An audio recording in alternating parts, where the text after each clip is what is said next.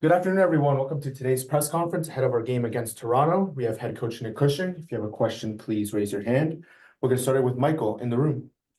Nick, some of the goals NYCFC has conceded have been because of errors, decisions, and you talked about not liking to see the long balls in the post-game from last Saturday. From a coaching perspective, how do you manage when your players aren't doing what you want to do? You throw a chair around, scream, yell? How do you handle those situations? I think it's a little bit of everything. I think straight after the game you're very emotional, but I think it's really important not to judge the game on emotion. But I think in our dressing room after the Portland game there was a lot of anger, and I don't say between us. I think it's as the togetherness of the group, there was a lot of anger based on the result. I think we know we should win the game. So I think post is about how you have those conversations as a group. I think you have to be constructive. I think about developing a team and how you go about developing that. And sometimes there has to be honest conversations, and sometimes there has to be, a little bit of construction and a bit of constructive question and answer. And we definitely went through that period this week. It was really good, actually. Really good Monday and Tuesday as a group on developing who we want to be and how we move forward to get results. Roberto? Coach, you talk about emotion, right? And you look at the game right after it happens. Once you settle down and start looking at tape and you can see the differences between the first and the second half, what did you see that maybe was different and you can help you prepare for Toronto? I think for us it's about how we develop as a team and how we move forward in the moments. I think we can see the quality that the team has, whether it be with or without the ball in the first half.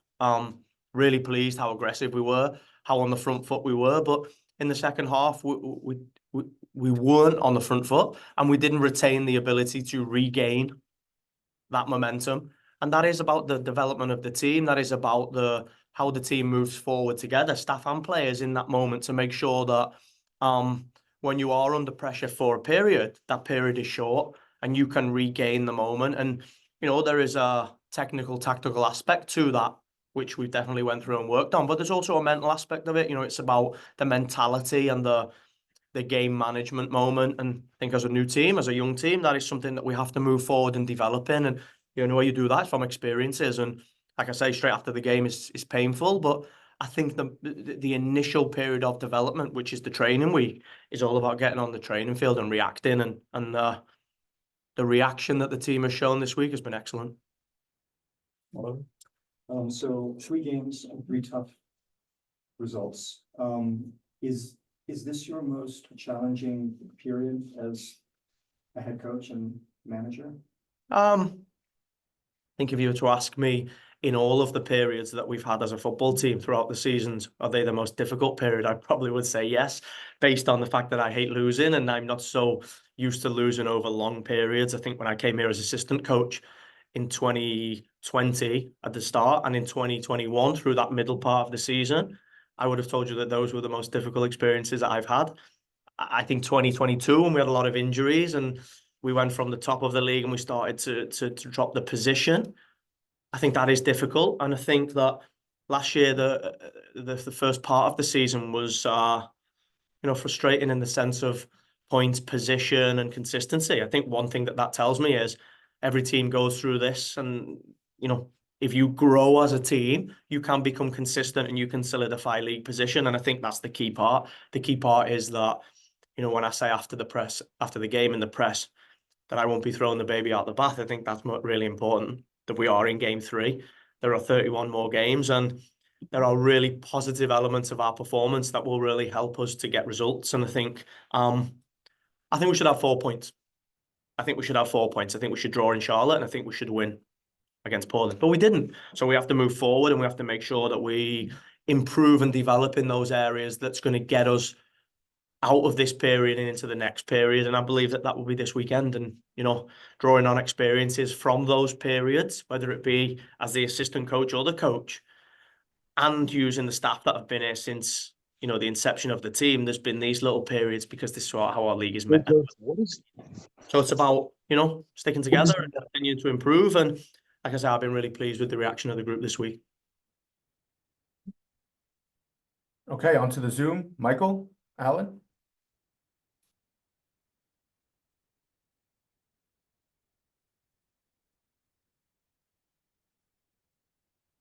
you there, Michael.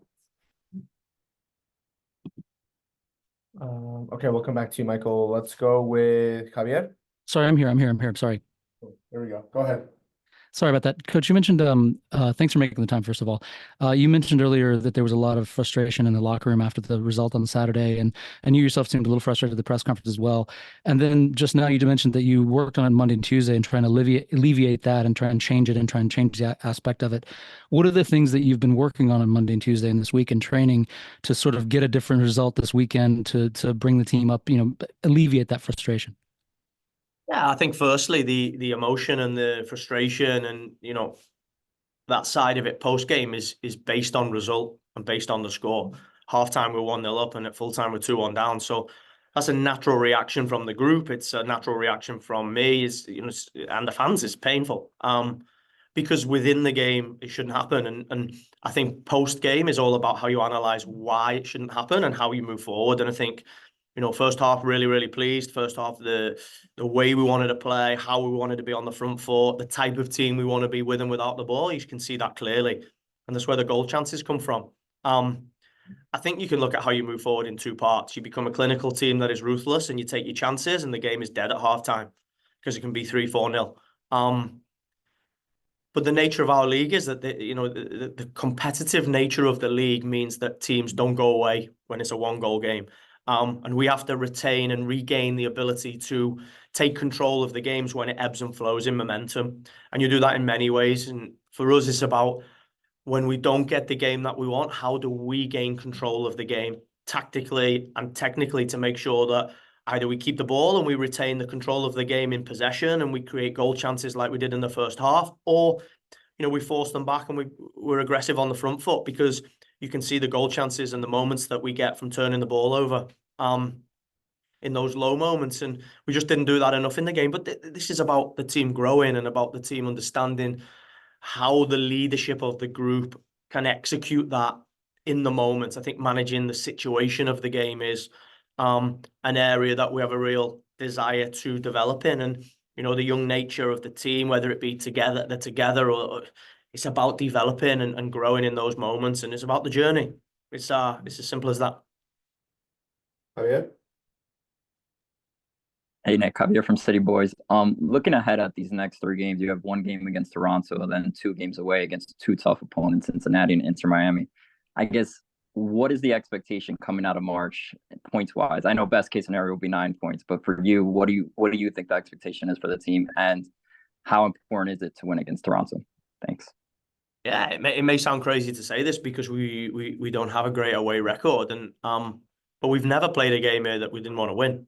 We always play on the front foot to win the game, and maybe those elements of the game has maybe cost us to lose a game in times. But we're going to go on the front foot and we're going to make sure that we go to win, starting with Toronto. Our focus is 100% on Toronto. It's a game in front of our fans and a game that we want to replicate that first half against Portland, but we want to make sure that we do that over the 90, 95 minutes, because that will give us the chance of winning the game. We know if we create chances, guys like Monsef Bakara, Santi Rodriguez, Julian Fernandez, they're going to put these chances away if you keep creating them. So it's going to be a difficult Toronto team. You can see they haven't conceded a goal. They're 5 in the back. They're incredibly compact, but we have the ability to unlock that. We have the ability to disorganize them. And I say again, the reaction that we've seen from the team this week, on and off the pitch, has been, I'm really proud of the team and I've been really impressed.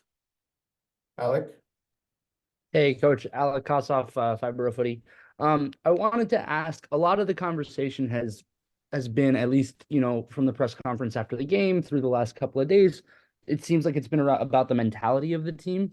And I want to know, sort of as a coach, how do you address that? Does it come from the captainship?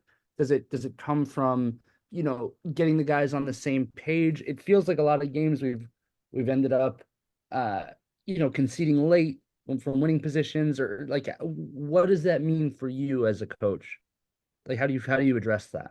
Yeah, first and foremost, I address it myself as the leader of the group, of the head coach. I think it's comes from the top, comes from me, and then I have a leadership group underneath me, which is the senior leaders of the group that have been excellent this week. The likes of Bert Reese, Thiago Martin, Randes Pereira, James Sands, Keaton Pox, Luis Barraza, guys that are in the team and not in the team have showed incredible leadership and an incredible strength and togetherness to continue to improve the team. There are huge areas of the game that we are pleased with and impressed with in how new players have came in and adapted, and there are areas that we have to improve in. And the mentality of the group, the character of the group, however we want to describe it, this as a team is, I said after the game, is developed over experiences. We weren't the team in 2021. In 2018, 2019, it takes the time, and we weren't the team at the back end of last season that we were at the start. So it takes time to develop it, and we're realistic. We have to get points along the way. We want to be further up the table, and we should have 4 points. But I think going through the process of real honest, real respectful reflection as a group, from the team to myself and myself to the team, with the supporting staff, is a really beneficial process, one I'm proud of. The team this week is, I said, they've really impressed me this week. JR? JR DeBart, Blue City Radio. Coach, thanks for taking the time. You just mentioned earlier that this is about a journey and development. Is the journey going towards a 2024 MLS Cup run, or is this a longer term journey? Well, I think every team at the start of the season is preparing to win MLS Cup. This is the one thing that everybody wants, right? But it starts by getting in. And I think my experiences over being here since 2020 is that form will ebb and will flow. And I think, we want to be better. Do we believe that we can be a championship winning team? Of course. The way that the guys train, the way that the guys are together in the team room, the ways that the guys are around the building tells me that there's a real togetherness and a real spirit and a real heartbeat in this group. How quickly we get there will be dictated to by how fast we develop and how honest we are with our reflection. And I can guarantee everybody that this week I can see a team that really cares. It's really frustrated with the league position, but is really logical with how we get there. And it's about hard work and it's about fight. And you can't question the quality of the group. There are some real quality players in there. And there has been some real quality moments in our games, but they have to be longer, they have to be prolonged, and they have to be managed better when the team has momentum. So can we be a championship winning team? Of course. When we'll be a championship winning team will be dictated to by how well and how hard we develop over time. Final one in the room, Michael? Can we just get a quick update on Talish? I know you mentioned his knee last week. Yeah, he's just having some pain. He's in and around the facility. He's been brilliant around the group, actually, even though he's not involved in the team room and in his contribution to the team, whilst not being able to contribute on the field, has been excellent. I've been really impressed with Talish, but he's frustrated. He's got a little bit of pain. So we're going through that process. He's with the medical department, and I don't think they think it's too serious, but it's just not something that we feel is right for him to play with, wanting him to be a really important player through the season. So he's not on a long-term injury list. He's just not involved at the moment, and it's moving day by day, really, in the sense of how the pain is and how we're tolerating the pain. He's pain tolerant at the moment, and he's just not in a position where he can train and be ready for games. So with the medical department, we'll continue to support him, but his contribution has been excellent. Great. Thank you, everyone. Thank you. Cheers, guys.